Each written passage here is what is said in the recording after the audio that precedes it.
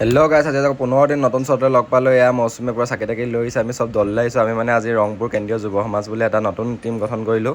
তাকে আমি সেৱাভাগ কৰি লওঁ। তাৰপৰা এই চাকিও জ্বলাই লওঁ। ইয়াত চাকি গছ জ্বলাই পিনি প্ৰণৱ দাই ক'ব, শুনকচোন টীমটোৰ বিষয়ে। নতুন দলটি প্ৰতিষ্ঠা দিৱসৰ উপলক্ষে